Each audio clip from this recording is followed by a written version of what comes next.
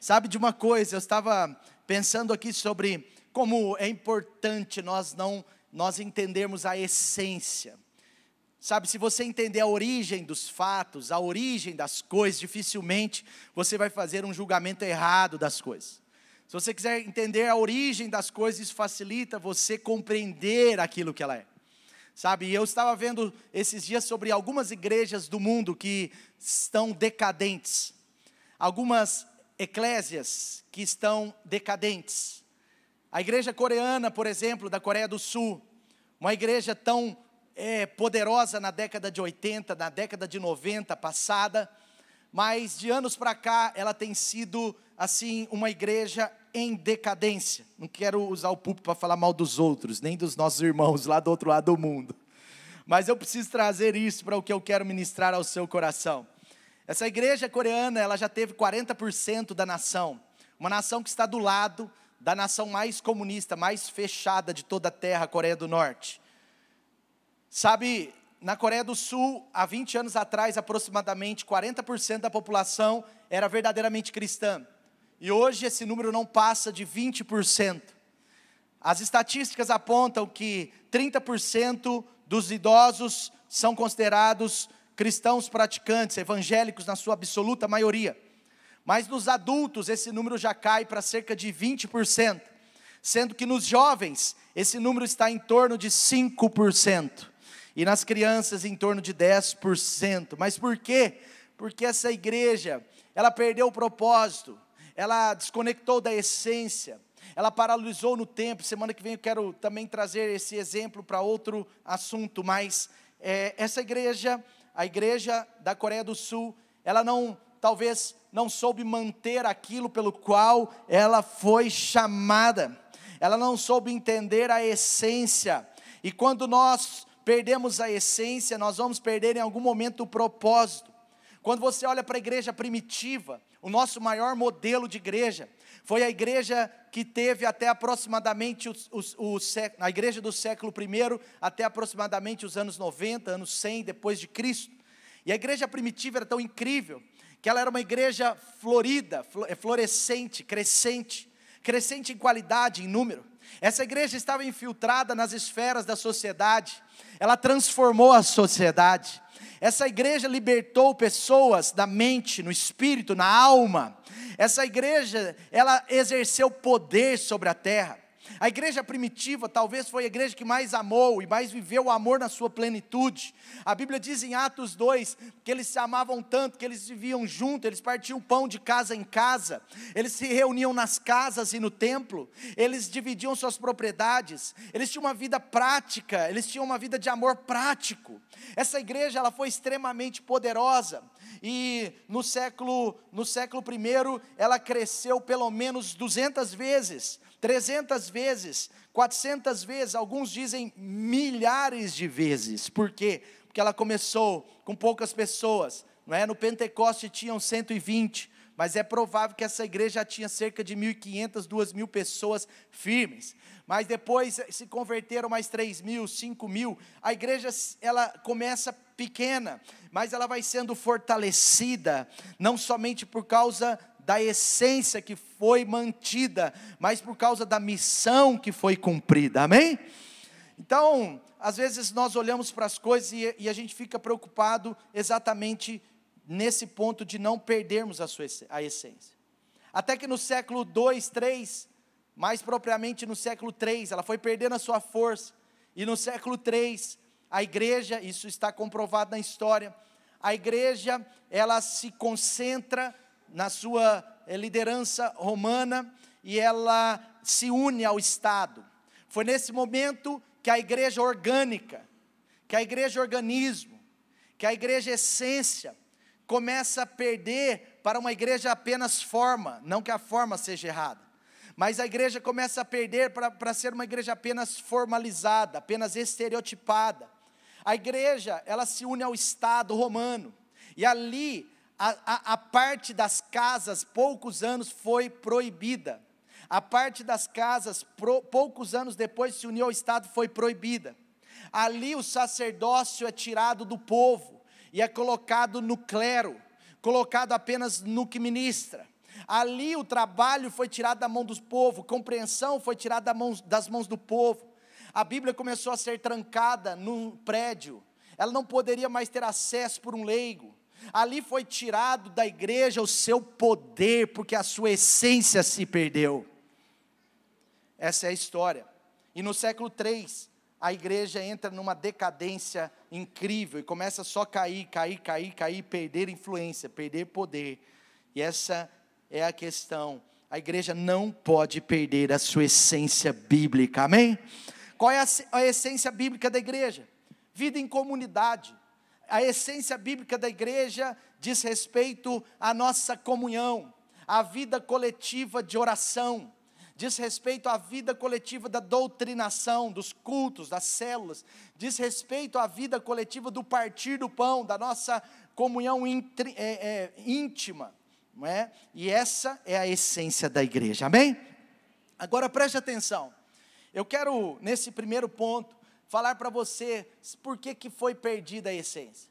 Nós precisamos ter um entendimento da origem das coisas para entender a completude das coisas. E a pergunta que nos faz hoje, que eu quero fazer para você, mas que eu trago para nós hoje, é como que a igreja efetivamente nasceu? Do ponto de vista espiritual, como é que surgiu essa ideia da igreja? A igreja aponta, queridos, para o propósito eterno de Deus. Diga assim comigo, propósito eterno de Deus. O eterno propósito de Deus. Sabe por quê? Quando nós falamos propósito eterno de Deus, nós estamos falando de algo que nasceu antes da criação do mundo, de algo que não vai terminar. Muitas pessoas acham que o propósito eterno de Deus, ainda que seja um propósito da igreja, mas muitas pessoas acham que o propósito eterno de Deus é a evangelização. Olha, nós temos que evangelizar, porque esse é o propósito eterno de Deus. Mas eu quero dizer que não é. Porque a evangelização, ela só começou de fato e de verdade depois de Cristo. E Cristo já existia na eternidade antes da criação do mundo. Quantos estão entendendo? Então a evangelização, ela teve um início. E a evangelização tem um fim. Quando Jesus voltar, não tem mais evangelização. Quantos estão entendendo isso? Não vai ter mais. Nós temos a oportunidade de evangelizar. Evangelizar é um propósito da igreja. Ide, né?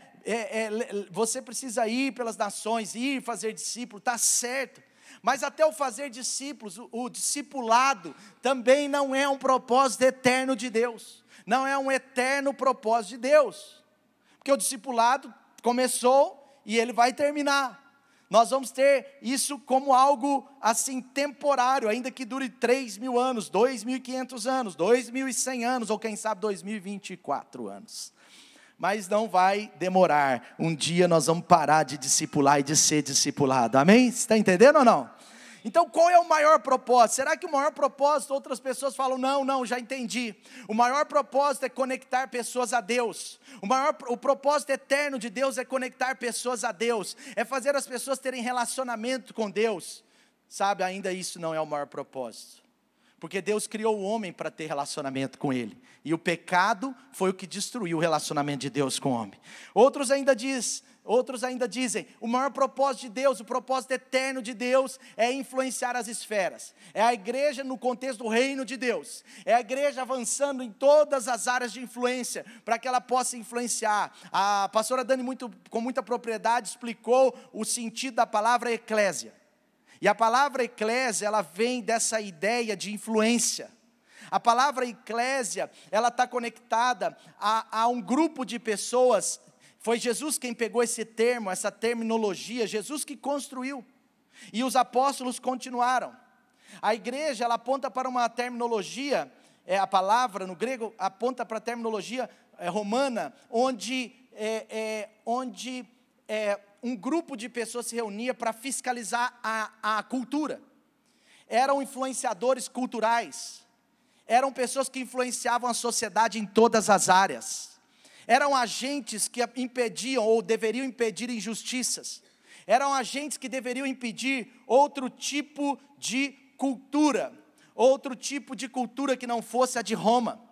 Isso os romanos criaram durante o império para controle de culturas. Vamos ver aonde tem uma cultura diferente, porque lá nós não vamos poder deixar o negócio ir por água abaixo. Nós vamos influenciar a cultura. Então a igreja, ela tem propósito de influenciar a cultura sim. Amém? Só que esse não é o propósito eterno. O propósito eterno de Deus não se limita a isso. Nós estamos falando de um propósito da igreja, mas e o propósito de Deus? Qual é o eterno propósito de Deus? Diga comigo, ele é simples e poderoso. Sabe, o propósito eterno de Deus veio antes dos anjos, veio antes da criação do homem, veio antes de Deus organizar a terra, de criar os animais, as aves, separar a água doce e salgada, separar a água da terra, criar os luminares, o sol e a lua, muito antes. O propósito eterno de Deus aconteceu quando somente Deus estava lá. E o que Deus estava fazendo na eternidade? O que Deus estava fazendo antes da criação do mundo?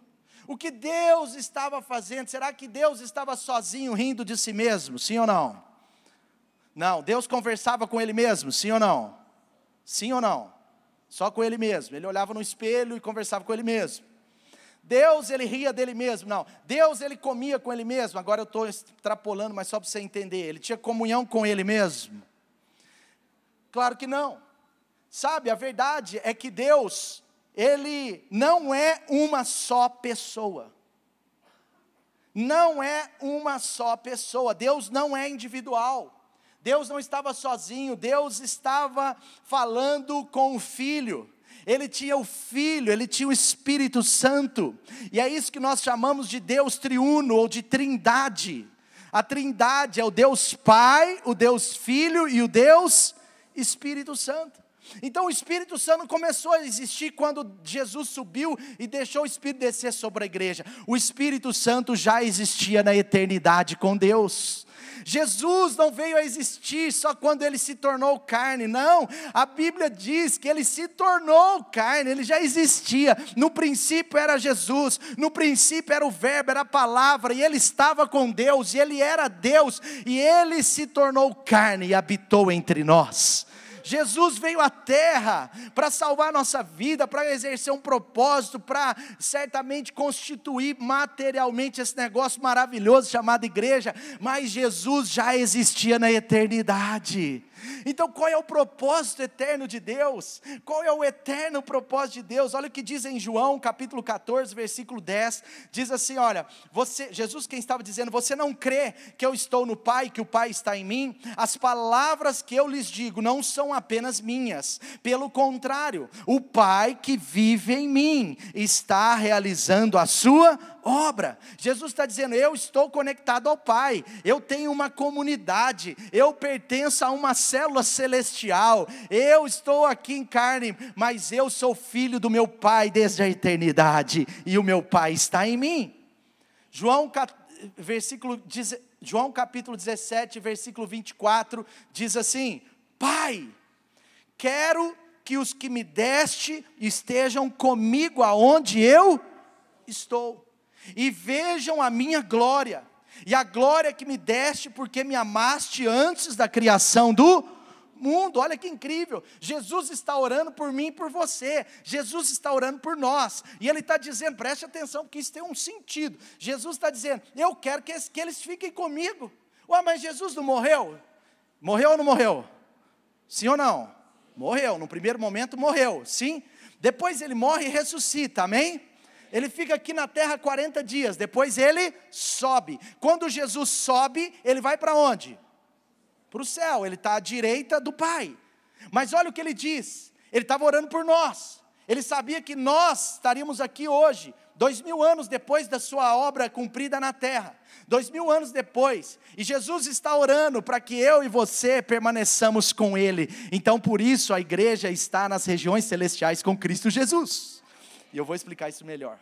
Jesus já está dizendo, Ele está dizendo, eu oro, eu peço que esses que o Senhor vai me dar, eles estejam comigo, eles mantenham-se comigo. Essa palavra estejam comigo, até na Bíblia, no inglês é keep, é manter comigo, eles vão ficar conectados em mim. Mas olha que interessante, Ele fala assim, a glória que me deste, porque me amaste antes da criação do mundo. Então preste atenção, Deus é plural.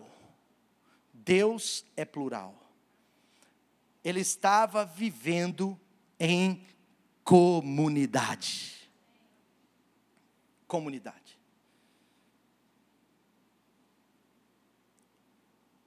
Esse é o princípio, ou esse é o propósito eterno de Deus.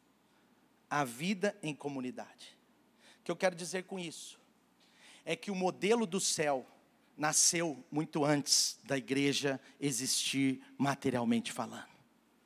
Deus vivia ele, o Filho e o Espírito Santo. E eles amavam, Deus amava o Filho amava o Espírito amava Deus, o Filho amava Deus, Deus amava o Espírito amava o Filho. Eles se amavam, eles se amam na verdade, mas é uma vida em comunidade. Então a Trindade pratica o amor um ao outro desde a eternidade.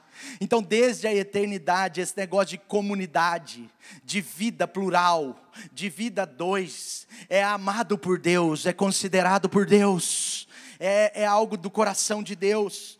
E às vezes nós ficamos preocupados com a vida eterna, mas o que é a vida eterna? A vida eterna muita gente acha que é o céu. Sabe, na verdade se você tem a vida eterna você vai para o céu, mas a vida eterna não é o céu. A vida eterna é um relacionamento dentro da comunidade de Deus. A vida eterna é quando eu e você nos conectamos a Deus. Quando Jesus disse, necessário é que você nasça de novo para Nicodemos, ele estava dizendo, você vai nascer hoje, você vai nascer agora. Porque se você receber a vida eterna, agora você entra numa nova esfera, num novo nível, numa nova dimensão de vida. A vida eterna é hoje, ela começa quando você crê. A vida eterna, todos que creem em Jesus já recebeu a vida eterna, amém?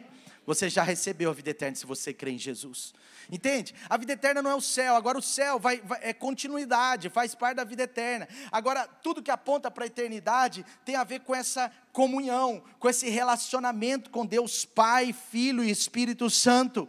Olha o que diz em 1 João 3, e a carta de João é incrível porque ela conecta o amor prático à vida eterna. 1 João 3, versículo 14, o apóstolo está dizendo, sabemos que já passamos da morte para a vida. Ele estava falando de vida eterna, de morte eterna. Sabemos que já passamos da morte eterna para a vida eterna, porque amamos os nossos irmãos. Ué, mas não é a Deus? Mais ou menos. Porque uma evidência de amar a Deus é amar os irmãos. Vejam, agora a coisa começa a esquentar para o nosso lado. Quem não ama permanece na morte eterna. Quem odeia o seu irmão, assassino é. E vocês sabem que nenhum assassino tem vida eterna em si mesmo. Nisto conhecemos o que é o amor, que Jesus Cristo deu a sua vida por nós, e então devemos dar nossa vida por nossos irmãos, amém? Então é o que acontecia na eternidade, é a disposição de se entregar, é a disposição de viver em comunidade. Então Deus, Ele habita na eternidade, antes da criação do mundo, em amor e em comunidade. O propósito eterno de Deus para mim, para você, para todos nós, é vida em relacionamento, é vida em comunidade. Porque eu estou trazendo esse profundo fundamento, para você entender a origem do negócio, para você entender que a igreja é além do que você imagina, é muito além de paredes, é muito além também só de uma reunião, é muito além de só evangelizar, discipular, é muito além de influenciar nas esferas. Tudo isso é igreja, mas igreja tem a ver com um propósito eterno de Deus para mim e para você. Por isso que Deus, em Gênesis 1, 26, Ele antes dos mandatos culturais, sociais, antes de Deus falar, dominem a terra, cresçam, multipliquem, é tudo de Deus, são propósitos de Deus para mim, para você, influenciar, dominar a terra, influenciar pessoas, evangelizar pessoas, discipular pessoas, transformar a sociedade, tudo isso são propósitos de Deus para mim e para você, mas existe algo que veio antes. Olha o que diz em Gênesis 1, 26, ele diz assim, façamos, diga comigo, façamos. Deus quem disse, façamos, mas não só existia Deus, não, era Deus, Jesus e o Espírito Santo. Por isso que ele diz, façamos o homem à nossa imagem. Ele não está falando, eu vou fazer o homem à minha imagem. Ele diz, façamos. Ele pegou a sua comunidade, ele reuniu o Espírito Santo e Jesus, e ele diz, vamos fazer um homem, vamos fazer alguém para se relacionar com a gente, vamos formar alguém, mas esse alguém precisa de um lugar para habitar, esse alguém também precisa de uma terra, ele precisa talvez comer, precisa de animais, vegetais, a terra tem que estar organizada. Eu vou criar esse homem num plano de excelência, eu vou criar essa figura chamada humanidade num plano maravilhoso. E Jesus então, ele cria no sexto dia o homem, ele cria a mulher, porque ele decidiu junto com Jesus, junto com o Espírito Santo, na sua comunidade. Mas olha só, ele fala, dominem, depois ele fala, Deus os abençoe, que eles sejam férteis, multipliquem-se, encham e subjuguem a terra, dominem. Ele está falando, olha, ele está falando que tem um propósito, mas esse propósito, ele não vem antes da criação da comunidade existida no céu, amém? Então diga comigo, Deus não é eu, é isso mesmo, Deus não é eu, Deus é nós. Agora você olha para o seu irmão do seu lado e fala assim, Deus é nós. Deus não é um, Deus é uma comunidade, amém? Então a vida em comunidade é um estilo de vida da eternidade. Eu vou repetir, a vida em comunidade é o estilo de vida da eternidade. Sabe, o propósito eterno de Deus é essa vida em comunidade. Deus foi criando isso. E aí, no Novo Testamento, a coisa vai acontecendo até que Deus, ele restaura o propósito dele na vida do homem. Porque lá, Adão e Eva caíram. Eram para eles viver uma comunidade perfeita, um relacionamento perfeito entre eles, um relacionamento perfeito com Deus. Mas por causa do pecado, esse relacionamento foi quebrado. E Deus não perdeu o seu projeto. Você vê durante toda a Escritura, que na essência, do início ao fim da palavra, a coisa mais central da Bíblia é Deus querendo casa, querendo habitar no meio do povo. É Deus querendo fazer do seu povo uma família. É Deus querendo fazer do seu povo uma conexão entre eles e com Ele. E Deus, ele por várias vezes tentou fazer isso de forma assim, muito clara, mas sem tirar a liberdade do homem. Então ele faz isso com Adão, com Noé. Ele pega aquela arca, ele leva Noé a construí-la, para ver se ele restabelecia esse relacionamento. Mas infelizmente, logo depois, um dos filhos de Noé, justamente o Cã, não sei porquê, ele tinha um filho chamado Sem, um filho chamado Jafé e um filho chamado Cã. E justamente o Cã, não sei o que significava, pode ser que o Clube Atlético Mineiro é muito mais antigo do que vocês acham. Mas justamente o Cã, ele rebeliou contra Noé, e ele estragou aquele plano logo na largada, logo no começo. Ele estraga o plano de Deus criar uma nova ideia de comunidade. E aí a humanidade continua se estragando até a vinda de Cristo.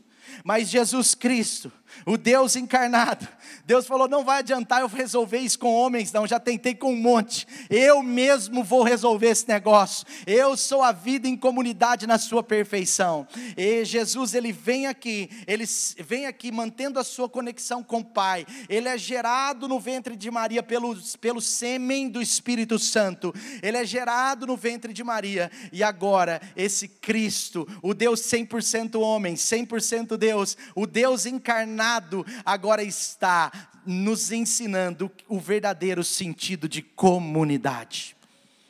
Então nós precisamos entender essa origem dos fatos. Olha o que diz em Efésios 3, o livro de Efésios é maravilhoso, porque ele aponta muito para a vida da igreja, como que a graça de Deus e Deus conecta a igreja e faz da igreja uma verdadeira demonstração de Deus. Efésios 3, versículo 10 diz assim, a intenção dessa graça era que agora, mediante a igreja,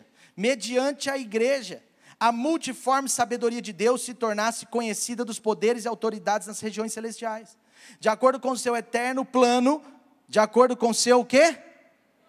Eterno plano. Então começou agora ou não? Começou na igreja primitiva ou não? Não! De acordo com o seu eterno plano que Ele realizou em Cristo Jesus, o nosso Senhor. Nosso Senhor. Então, nós fomos salvos por Deus, nós fomos batizados nas águas, e agora nós recebemos o Espírito Santo, Deus habita em nós, e a igreja é o corpo de Cristo, é a família de Cristo. Aí ele diz em Efésios, no capítulo 2, um pouco antes, ele diz assim, nele, versículo 22, desculpa, nele vocês estão sendo juntamente, diga comigo, juntamente, edificados para se tornarem morada de Deus pelo seu Santo Espírito, pelo seu Santo Espírito. Sabe então, queridos, ninguém consegue praticar essa habitação de Deus, ninguém consegue praticar essa habitação de Deus, esse templo do Espírito Santo, né? O corpo de Cristo e refletir a glória de Deus, ninguém consegue praticar essas coisas sem viver uns aos outros. O propósito de Deus, como a Dani disse, não foi morrer por um, mas foi morrer por muitos. Não foi morrer por uma pessoa somente, mas foi morrer pela igreja. Nós precisamos entender isso. Mas é toda a humanidade, mas o viés era trazer a comunidade de volta. Colossenses capítulo 3, versículo 15 e 16, diz assim, que a paz de Deus, que a paz de Cristo seja o juiz em seus corações, visto que vocês foram chamados a viver em paz, como membros de um só corpo, e sejam agradecidos, habite ricamente em vocês a palavra de Cristo. Então, se nós quisermos manter a qualidade, o crescimento, nós precisamos valorizar a igreja em comunidade. Nós fomos chamados para viver em corpo, mas como que nós vamos valorizar isso? Está dizendo aí, valorizando, habitando em nós a palavra de Cristo, ensinando e aconselhando uns aos outros, com sabedoria, gente. Com sabedoria. Porque aqui tem os dois extremos, tem o que só quer ensinar e aconselhar, mas não quer ser ensinado e não quer receber conselho, é ou não é? Mas também tem o que só quer receber conselho, só quer ser ensinado, só quer consumir, só quer receber, só quer ser direcionado, mas ele mesmo não quer ajudar ninguém, não quer aconselhar, não quer ensinar. Ele está dizendo, vocês precisam fazer isso uns aos outros, vocês precisam juntos cantar salmos, hino, cânticos espirituais. Então aqui está a dica para você de como isso vai acontecer na prática. E como que essa prática se dá assim no nosso dia a dia? Principalmente pelas células. Por isso que Jesus, quando Ele estabelece o modelo de comunidade, Ele falou, cara, vocês precisam se reunir com a grande comunidade nos templos, mas vocês também precisam se reunir com a pequena comunidade nas casas. Porque é nas casas que a gente consegue, através das casas, dos pequenos grupos de 7, 8, 10, 20 pessoas no máximo, mas é nas casas que a gente consegue ter esse potencial de cada pessoa. Aqui, infelizmente, nem todos conseguem exercer o seu potencial diretamente. Imagina só, daqui a pouco nós seremos uma igreja de milhares. Vai ficar mais difícil talvez nesse ponto.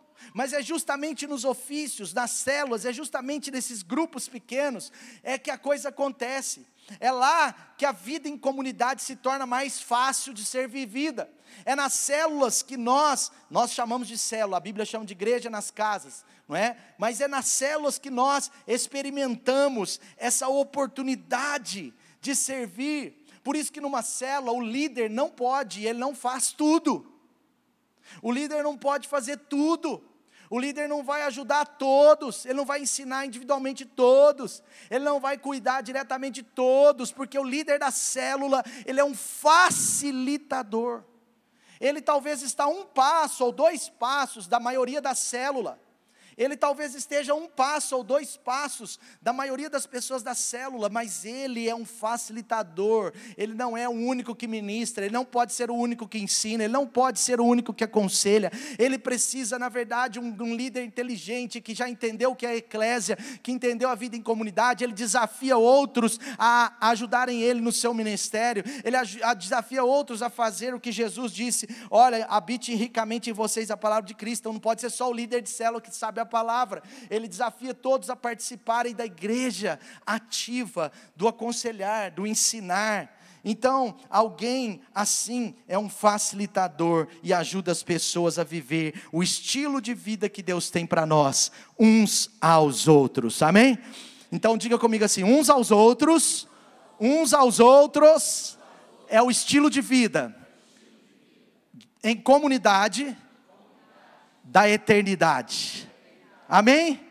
Então na igreja de Cristo é assim, os irmãos se amam, dependem uns dos outros, submetem uns aos outros, reconhecem uns aos outros, honram uns aos outros, servem uns aos outros, aleluia, amém? A igreja primitiva era assim, maravilhosa, multirracial, multilocal, ela era uma multinacional, e aliás a multinacional mais poderosa do mundo é a igreja de Cristo. A igreja era essa comunidade de perdão, de reconciliação, de acolhimento, de transformação da vida das pessoas e de transformação da sociedade, amém? Muito bem, eu quero dizer para você que Deus deseja ter essa habitação, e essa habitação que Deus tem prazer de ter se chama igreja. Igreja, a vida em comunidade é um estilo de vida da eternidade. Vou repetir para você não esquecer, a vida em comunidade é um estilo de vida da eternidade, amém? Segunda coisa que eu quero te dizer, que a igreja, segundo a palavra de Deus, ela é a plenitude de Cristo. Calma, eu vou explicar. O que é plenitude? Nós podemos dizer em poucas palavras que a igreja, ela é a expressão de Cristo. Ela expressa Cristo. Ela executa o que a cabeça determina. A igreja é a plenitude de Cristo. Preste atenção, Cristo veio, morreu, Ele ressuscitou, Ele foi glorificado, levado aos céus depois de 40 dias, Ele senta à direita do Pai. Isso está em 1 Pedro, capítulo 3, 22 também. Olha o que diz aí, que Jesus subiu ao céu e está à direita de Deus. A Ele estão sujeitos anjos, autoridades e poderes, aleluia! Então Jesus sobe aos céus, e Ele se torna agora o cabeça desse corpo, dessa ideia de igreja, de comunidade. Agora preste atenção, Deus, Ele fez com que a igreja fosse a sua plenitude. O que significa isso? A palavra plenitude tem a ver com totalidade, com integralidade. Tem a ver com completude. Como que nós podemos explicar isso? Preste atenção porque isso é importante. Primeiro, a igreja é a habitação de Deus. Deus habita em você e Deus habita entre nós. São duas coisas razoavelmente parecidas, mas que você precisa entender. Deus habita dentro de nós através do Espírito Santo, que está lá conectado a Deus Pai e Filho. Mas Deus também está entre nós. Deus está entre nós. Ele habita no meio da igreja. Ele habita no meio dos louvores. Onde tem 2 ou 3 reunidos em nome dEle, ali Ele estaria. E isso não foi dito pelo Espírito Santo. Isso foi dito exatamente em relação ao próprio Cristo Jesus. Então onde tem 2 ou 3 reunidos no nome de Jesus, Jesus está entre eles. Quantos estão entendendo? Mas calma, nós vamos aprofundar esse conceito. Então, plenitude de Cristo. Primeiro, a igreja é a habitação de Deus. Agora o segundo, que é o ponto central da plenitude de Cristo, é que a igreja, ela completa o cabeça. Ela é o corpo. O corpo não vive sem a cabeça, mas a cabeça não atinge o seu propósito sem o corpo. Deus que criou esse negócio. Ah, mas a igreja tem poder igual Jesus. Não, a igreja é Jesus, Jesus é a igreja. Eu vou explicar, isso está claro na Bíblia. Então, para que foi feito o seu corpo, o meu corpo? Para ele fluir os comandos da cabeça. Então, por exemplo, se eu pensar assim, corre, eu corro, sai correndo, sim ou não? Então fica de pé aí no seu lugar, você está muito parado hoje, nós vamos fazer algum exercício. Eu vou inventar um exercício aqui. Não está escrito aqui não, fazer exercício. Mas vamos supor então, que você... Quando eu dou um comando aqui, se eu der um comando para você, o seu ouvido vai ouvir, certo? Que redundância, o ouvido vai ouvir, Mas quando o seu ouvido ouve, ele leva essa informação para quem? Para o cérebro. E o cérebro faz o quê? Ou não, né? Ou não. Então vamos, olha só para você ver. Então vamos lá. Se eu falar com você assim, igreja do Senhor, pule. Nossa, aí, tá vendo? Tem uns desobedientes. De novo, vou dar mais uma chance. Igreja do Senhor, pule. Aí tem 4 surdos. Tá vendo? Por quê? Porque tem uma coisa. Agora vamos supor que eu falo assim, igreja do Senhor, corre no banheiro. Aí vocês são desobedientes. Mas vocês tomaram uma decisão de não seguir, certo? Entende? Existem comandos, pode sentar. Foi muito bom, parabéns para você. Mas a cabeça, ela fala isso para nós. A cabeça, ela fala, vai para o banheiro. Aí o que você faz? Vai para o banheiro. Ela vai dando comandos, ela vai... Então, o que é o corpo na prática da nossa vida? Vamos pensar, porque Jesus não fez essa comparação à toa. O Espírito Santo não fala várias vezes que a igreja é o corpo, que Cristo é o cabeça à toa. A igreja, quando fala que ela é a plenitude de Cristo, significa que ela completa, ela executa a missão do cabeça, ela expressa o Cristo. Então, você não vê o cérebro, você está vendo o cérebro, sim ou não? Você vê o cérebro de alguém aí? Você vê a pessoa, né? Você não vê o cérebro, mas o cérebro está vivo, sim ou não? Ele está atuante, ele direciona, ele dá comandos, sim. Então, a plenitude de Cristo é isso, é tudo que a cabeça quer fazer, o corpo faz. E Deus deseja que o seu corpo seja a sua plenitude. Em outras palavras, Deus deseja que o corpo de Cristo exerça o papel do cabeça. Então a cabeça quer falar algo, o corpo se expressa. A cabeça quer ver algo, o corpo, ela quer ver algo para lá, o corpo vira para lá. A cabeça quer ver algo para cima, o corpo olha para cima. A cabeça quer se mover e o corpo se move. Então o cabeça quer que o corpo se mova a evangelizar. O que o corpo faz? Evangeliza, deveria. A cabeça quer mover o corpo a orar. O que o corpo faz? Ora.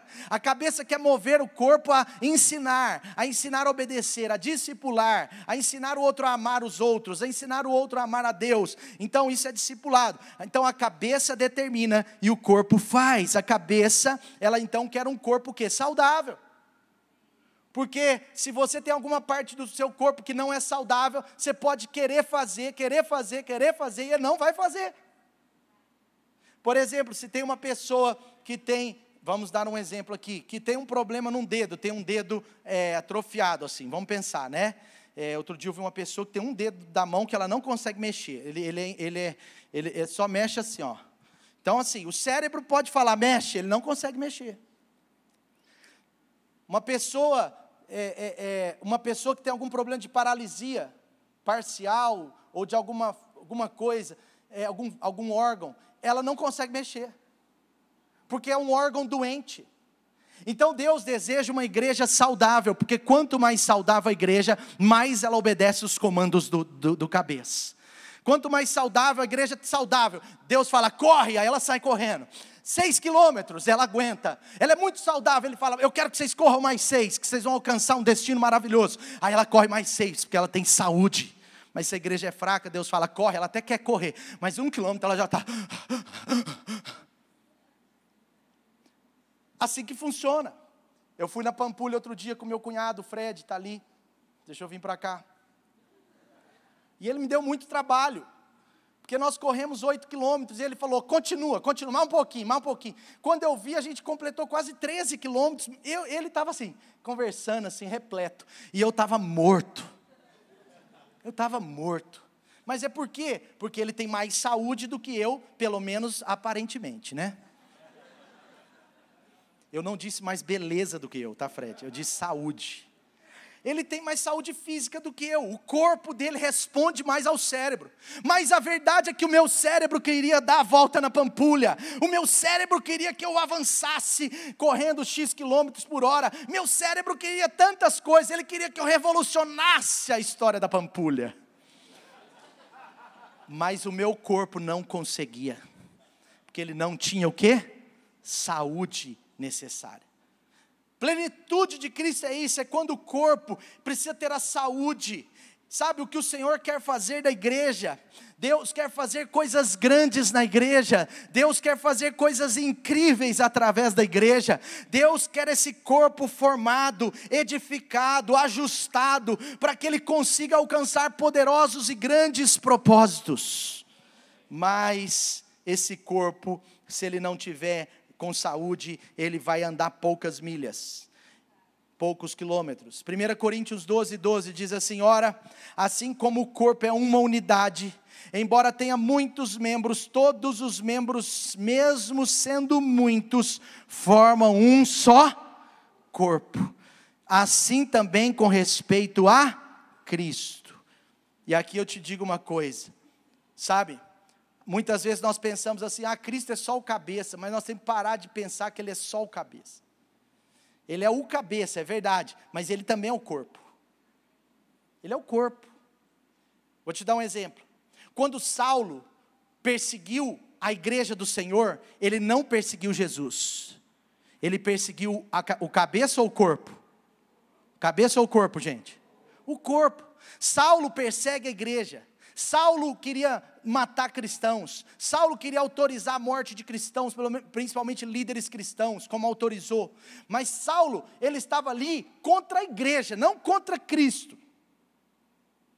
Mas veja só, quando Saulo está no caminho de Damasco, Jesus o encontra.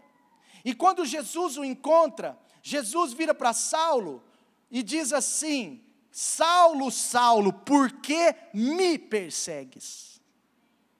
Por que você está me perseguindo? Mas Saulo não estava perseguindo Jesus, ele estava perseguindo a igreja.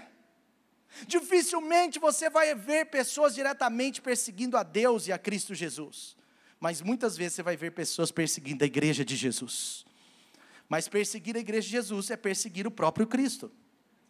Isso significa que Cristo está tão ligado ao corpo, que ele é o próprio corpo, está escrito aí, olha o que termina, fala assim: assim também com respeito a Cristo. O corpo é um só, é uma unidade, não tem como a cabeça sair andando, a sua cabeça sai, e o corpo fica aqui, igual o corpo de galinha morta. Já viu matar galinha cortando o pescoço? É divertido. Você mata a galinha, hoje não pode falar essas coisas, né? Pode dar até prisão. Mas você mata a galinha, você sabe como as galinhas de hoje morrem, gente? Os franguinhos? Nossa, é light, é morte leve, de boa. Vem os franguinhos assim, aí de repente, os franguinhos entram numa água que está eletrocutada, ela está com choque, aí o franguinho desmaia. Aí depois o pescocinho dele é assim e passa na foice. Mas antigamente, como que matava o frango? Na época dos nossos avós, no meu caso, meu tataravô, nos seus avós, mas, estou brincando, na época dos meus avós, como que matava o frango? Pegava a galinha pelo pescoço e pá, cortava a cabeça fazia assim, ó, e o franguinho ficava andando uns 10 segundos sem cabeça, é ou não é? Sim ou não? Alguém já viu essa cena? Então você tem mais de 40. O franguinho ia assim, correndo aquele franguinho horrível, sem cabeça, gente, parece um filme de terror. Por isso que ninguém matava frango à meia-noite. Você nunca viu alguém matando frango meia-noite, só matava de dia. Porque imagina um franguinho daquele, entra na casa do vizinho sem cabeça. Mas sabe, o frango sem cabeça dura quanto tempo? 10 segundos, 20 segundos, no máximo 1 minuto. Depois ele morre. Por quê? Porque Deus está dizendo, é uma só coisa. O cabeça está tão conectado, ele está tão conectado, porque ele tem tudo a ver com a igreja precisa ter tudo a ver com ele. É um corpo bem formado, e assim o reino de Deus torna-se visível. Então Cristo é somente o cabeça, segundo a Escritura, Cristo também é assim, o corpo, ele é um só. Então por isso, se alguém perseguir a igreja, vai perseguir o Senhor Jesus, amém? Mas voltando aí, 1 Pedro 3,22, eu já falei que ele subiu aos céus, sentou à direita de Deus, e agora vem a boa notícia para nós. Preste atenção, se a cabeça e o corpo estão unidos, quando Cristo assentou à direita de Deus, ele sentou só a cabeça? Sim ou não? É só a cabeça, viu Deus? Porque o corpo está lá embaixo. Sim ou não? Vocês têm que entender, gente, isso é tipificação bíblica, é fácil. Sabe, Jesus está à direita de Deus, mas Ele deixou a gente aqui? Não, Ele levou a gente com Ele, entenda. Ele leva a nossa autoridade com a autoridade dEle. Ele leva a nossa vida com a vida dEle. Ele nos dá tudo lá. Ele vem com tudo. Então a boa notícia é que se Jesus está sentado à direita de Deus, como cabeça e como corpo, o corpo também está lá. A igreja também está lá. Que isso, pastor, que heresia. Eu estou olhando para o lado, estou vendo meu irmão. Mas a sua autoridade está lá no céu. A sua vida espiritual está com Ele. Nós somos um ser vivente nesse sentido espiritual. Quem tem Jesus no coração não é só corpo e alma, mas tem um espírito vivo. O Espírito Santo entra e vivifica o seu espírito. Portanto, nós temos corpo, alma e espírito. Nós somos um ser de 3 partes. E por isso nós estamos com Jesus nas regiões celestiais. E o apóstolo Paulo falou isso. Você vê que o apóstolo Paulo falou isso. Ele falou isso claramente. Ele disse isso em Efésios. Ele disse isso em Efésios capítulo 1. Eu amo esse texto. Ele vai falando sobre essa questão da autoridade espiritual, porque a nossa autoridade espiritual depende da nossa expressão da imagem e semelhança de Deus. Olha o que o apóstolo Paulo fala aos Efésios, ao povo de Éfeso em Efésios 1:18. Olha o que ele diz: oro também para que os olhos do coração de vocês sejam iluminados, a fim de que vocês conheçam a esperança para a qual Ele os chamou, as riquezas da gloriosa herança dEle nos santos. Herança dEle aonde? Nos santos. E a incomparável grandeza do seu poder para conosco, os que cremos. Olha que incrível. Ele está falando do poder, da herança, do legado de Deus na nossa vida. E ele está falando assim: esse poder Ele exerceu em Cristo Jesus, ressuscitando-o dos mortos e fazendo-o assentar à sua direita nas regiões celestiais, muito acima, diga comigo, muito acima de todo governo e autoridade, poder e domínio, de todo nome que se possa mencionar, e não apenas nessa era, mas na era que há de vir. Deus colocou todas as coisas debaixo dos seus pés, debaixo dos pés de Cristo Jesus, debaixo dos pés de Cristo Jesus. Preste atenção, não é debaixo da cabeça, é debaixo dos pés. Entendeu ou não? Então o corpo está com Ele. Os pés é a igreja. Ou não? Senão nós vamos entrar em contradição. Ele está falando de reino espiritual, ele não está falando de corpo físico. Ele está falando, olha, Ele colocou todas as coisas debaixo dos seus pés. Aí ele continua para comprovar o que eu estou falando. Ele fala, e o designou como cabeça de todas as coisas para a igreja. É para mim e para você, que é o seu corpo, a plenitude daquele que enche todas as coisas em toda e qualquer circunstância.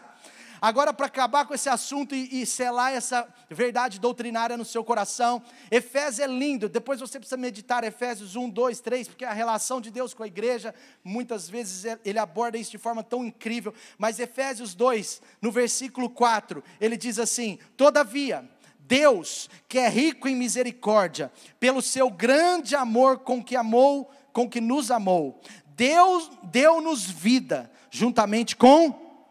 Está comigo aí? Quando ainda estávamos mortos em transgressões, pela graça vocês são salvos. Mas olha que incrível, versículo 6, Deus, diga comigo, Deus nos ressuscitou com Cristo. Peraí, então só foi Cristo que subiu? Sim ou não? Não. É aqui o ponto. Esse é o ponto onde Deus compartilha conosco a autoridade e o poder. Esse é o ponto onde Deus, Ele legitima o poder da igreja. Esse é o ponto onde Deus está dizendo, a igreja conectada em Cristo, ela vai aonde uma pessoa não conectada não vai chegar, aonde ninguém consegue alcançar. Ela vai fazer diferença, ela vai transformar a sociedade, ela vai pregar o evangelho, ela vai discipular, ela vai mudar famílias, casamentos, ela vai restaurar propósitos, ela vai atingir propósitos excelsos. Por quê? Porque ela está conectada com Cristo. Deus nos ressuscitou com Cristo. E com Ele quem, gente? Com quem? Com Cristo, nos fez assentar nos lugares celestiais em Cristo Jesus, aleluia! Eu e você estamos assentados nos lugares celestiais, nós temos autoridade com Cristo, quanto mais conectados ao cabeça, maior é o nosso potencial, maior é a nossa força, maior é a nossa vida, mais fácil você vai orar por um enfermo, ele vai ser curado, mais longe você vai, mais Deus vai abençoar a sua casa, a sua vida, o seu casamento, as suas finanças, porque a conexão com Cristo te coloca em outro nível, é a Bíblia que está dizendo, nós estamos assentados com Ele nas regiões celestiais. Então Cristo não nos deixou aqui embaixo, nesse aspecto. Nós estamos aqui, conectados ao cabeça, para cumprir a sua missão. Cumprir a sua missão. Então, esse cérebro, ele está dentro do corpo, mas você e eu não vemos. Assim também é o Espírito Santo, que está no nosso espírito.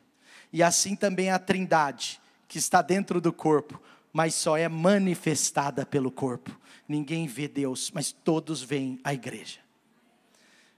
A igreja é o corpo visível do Deus invisível. Isso é muito forte. Isso é muito poderoso. A igreja é o corpo visível do Cristo invisível. Agora, você já viu um corpo sem movimento? Um corpo sem movimento é um corpo defeituoso. É um corpo que tem algum tipo de paralisia ou tem uma paralisia total. Eu tive um conhecido que ele teve uma paralisia facial causada por ventos fortes. Parece que ele tomou um vento forte, eu não sei se é assim mesmo, e ele estava com o corpo quente, e ele teve uma paralisia facial, que demorou anos e anos para ele recuperar. Então, a gente falava para ele, pisca, ele fazia assim, ó, pisca o outro, não conseguia, aí a boca dele só falava desse lado, porque desse lado ela não obedecia comando.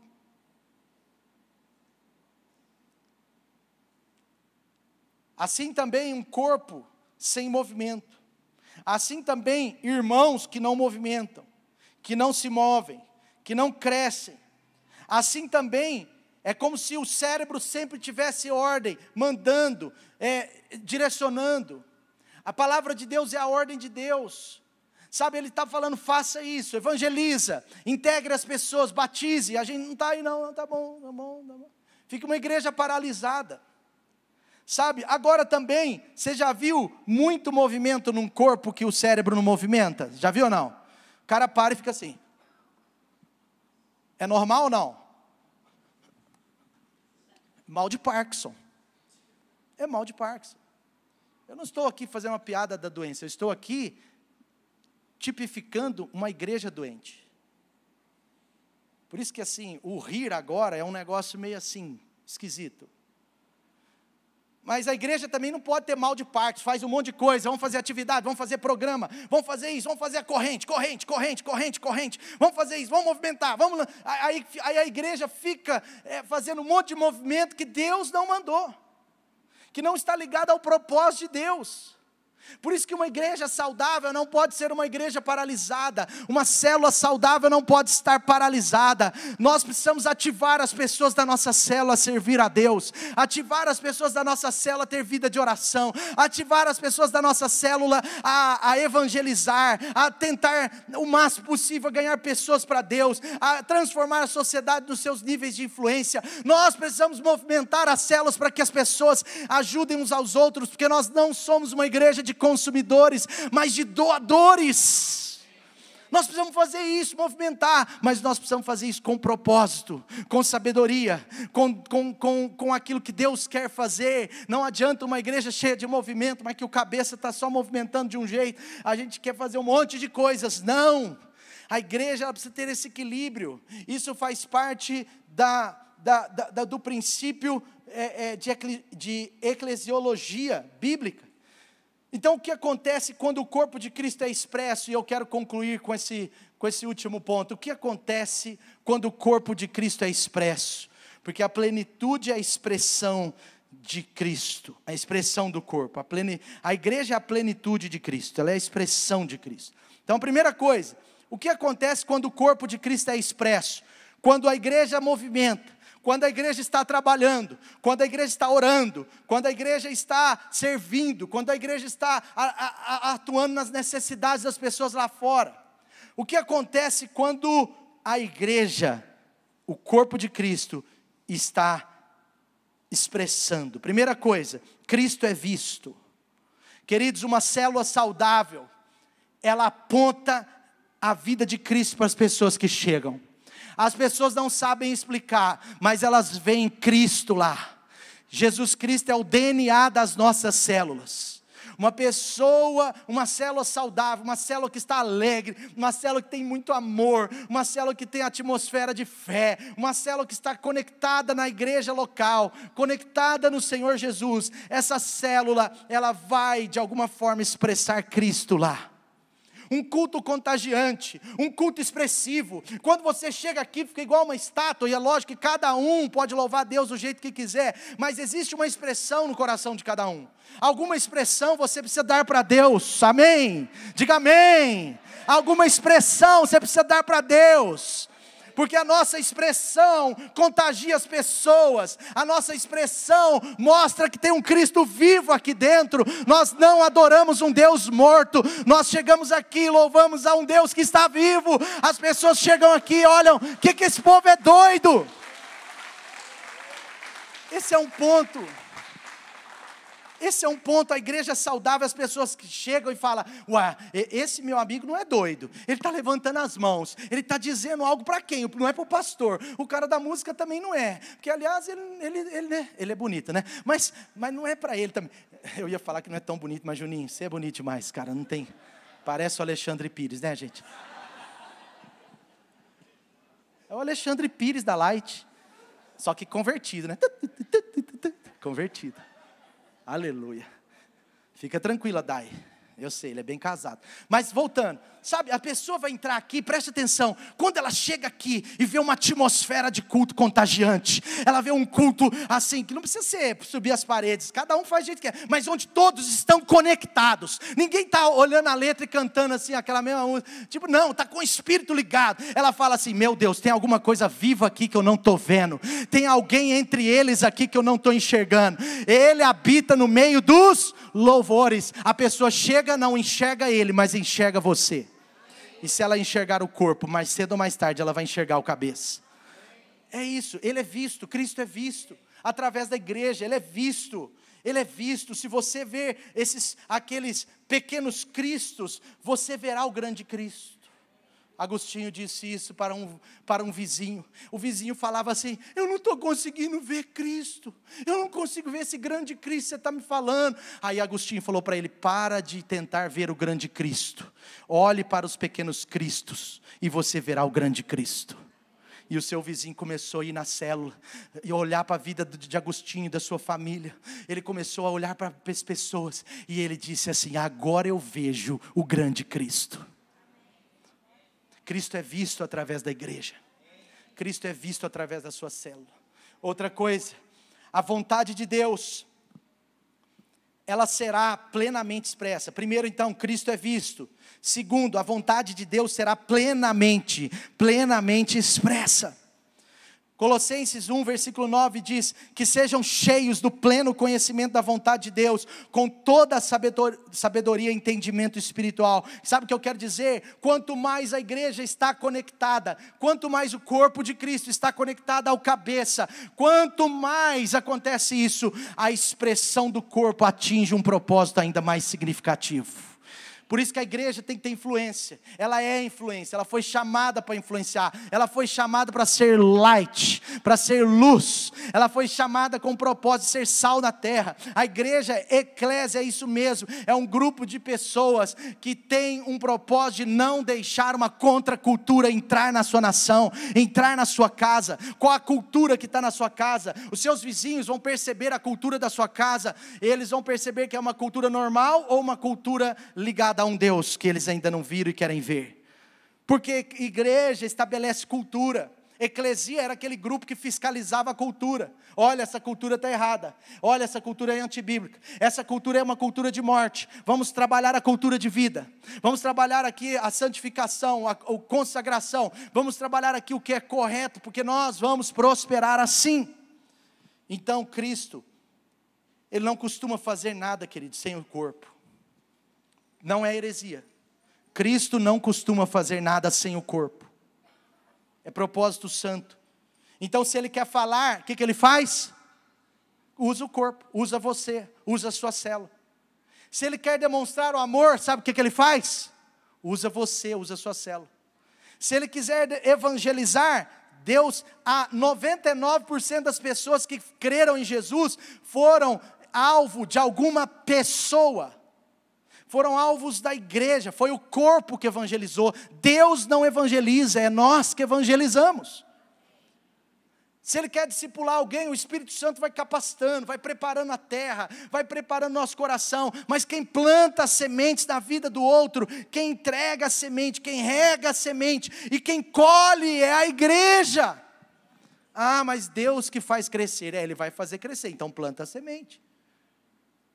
Então, é uma espiritualidade falsa, aquela que o cara diz, não, eu estou esperando Deus fazer, mas você plantou a semente? Não, Deus vai fazer tudo, Deus não vai fazer tudo. Jesus é o cabeça, Ele dá comandos, mas quem executa a sua missão é o corpo, a igreja é a expressão de Jesus. Quem foi batizado por Jesus aí? Jesus que te batizou? Está vendo? De duas uma, ou você respondeu totalmente certo, porque aquele cara que te batizou é Jesus encarnado, ou você respondeu totalmente errado, se você pensou que ninguém te batizou e menosprezou aquela pessoa. Quantos estão entendendo? Não foi Jesus que te batizou nesse contexto, foi alguém cheio de Jesus dentro de si. Alguém que recebeu um comando do cérebro, foi lá, pôs aquela roupa linda, entrou na piscina, deu um sorriso para a foto, chorou naquele momento, falou em línguas e batizou você. Agora está assim aqui, os caras vêm batizar, dá um sorriso para a foto, chora de emoção, libera, e algumas pessoas estão sendo batizadas nas águas e já sendo batizadas no Espírito Santo. Isso vai aumentar aqui. Mas sabe de uma coisa? É você que batiza, é alguém que te batizou.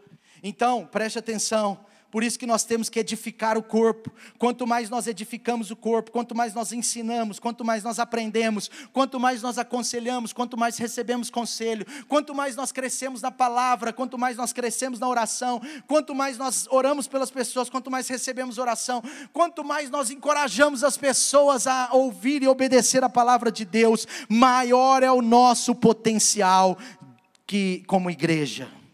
Por quê? Porque nós somos o corpo. Então a vontade de Deus, ela é expressa através do corpo. Então sabe quem faz a vontade de Deus? Não é Jesus. Porque Jesus é óbvio. Jesus sempre faz. Jesus sempre fez. Jesus nunca deixou de fazer a vontade do Pai. Aliás, na única vez que ele teve alguma dificuldade, batalhas no seu interior, ele falou assim: Pai, se puder, afasta de mim esse cálice. Mas ele não disse que desobedeceria, ele disse assim: se o Senhor puder, muda a sua vontade para eu mudar a minha execução. Mas se o Senhor não mudar a sua vontade, eu vou executá-la. E Deus falou: não, filho, continue aí, você vai morrer e morte de cruz, para que eu tenha uma poderosa eclésia. E por último, o que acontece quando o corpo de Cristo é expresso? Por último, o poder e o ministério de Cristo são manifestos. Preste atenção, eu vou concluir com isso. João 14:12 diz assim: aquele que crê em mim, quem estava falando isso, gente? João 14:12, aquele que crê em mim, quem estava falando isso? Jesus. Aquele que crê em mim, fará também as obras que eu tenho realizado. Fará coisas ainda maiores do que estas, porque eu estou indo para o Pai. Deixa o texto aí, por favor. Aquele que crê em mim fará. Quem aqui fez obras maiores do que Jesus fez? Quem aqui? Não é possível. Eu pastorei uma igreja de centenas e centenas de pessoas, e não é possível que nenhum de vocês. Eu vou perguntar de novo. Quem aqui fez obras maiores do que ele? Tem um que quase levantou, fez assim.